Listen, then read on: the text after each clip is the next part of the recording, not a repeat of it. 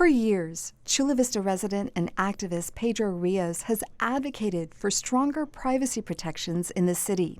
Here he is last year speaking just steps away from City Hall. We should have an expectation of privacy. We should not give up on the expectation of privacy. Otherwise, we are undoing a fundamental principle that the U.S. Constitution affords us. His words resonated in this border city called one of the most surveilled in the country.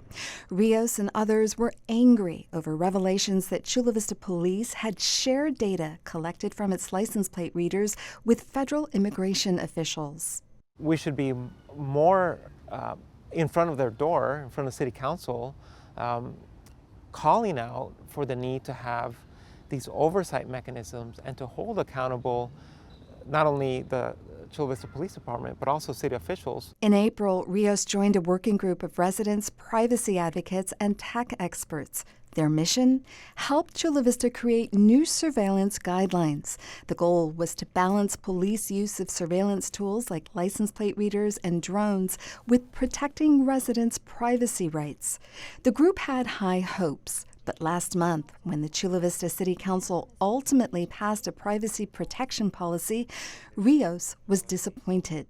For me, it's unclear exactly what the policy does. The policy suggests that Chula Vistans' personal information can't be sold. But is that really true?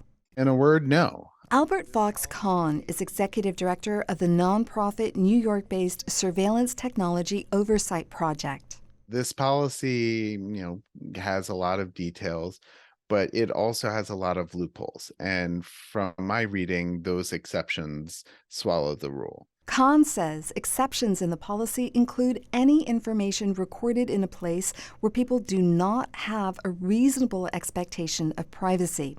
That means any details captured in public places would not be covered, no matter how sensitive. Whether it's your geolocation data, your biometric data, information about your phone number, your email address, much of the information that's covered by this policy is then simply exempted under that exception because a lot of the surveillance that is shared with vendors is recorded in public. Even worse, Kahn says the policy exempts information gathered from surveillance that's part of an active criminal investigation. He says this is the policy's weakest link. When you drive your car through the city, the automated license plate reader could track it. When you're sitting in your backyard, a drone could surveil you. When you're, out about and almost anywhere in public, you could be captured by the real-time command center. Part of what spawned the push for a privacy policy was a contract Chula Vista signed with Motorola Solutions in 2020. That deal gave Motorola wide access to police surveillance data and allowed the tech conglomerate to profit from it. California privacy advocate Brian Hofer says the city's new policy does little to stop Chula Vista from entering into a similar contract again. It does not expressly prohibit the selling. It sort of seems to imply that potential restrictions might be incorporated into future use policies. Hofer says it's also important to note that the Chula Vista City Council went against the will of its own working group and opted for a policy on privacy rights instead of a law.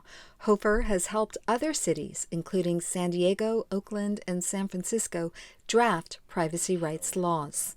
The leadership of Chula Vista never had any desire to really take this seriously. If they really wanted to be accountable to the public and say, we think these things are truly important, then they would give it the weight of law and they would hold themselves accountable. City Council members did not make themselves available to KPBS for an interview before this story was broadcast, but some said at a meeting last month that a new law would be premature.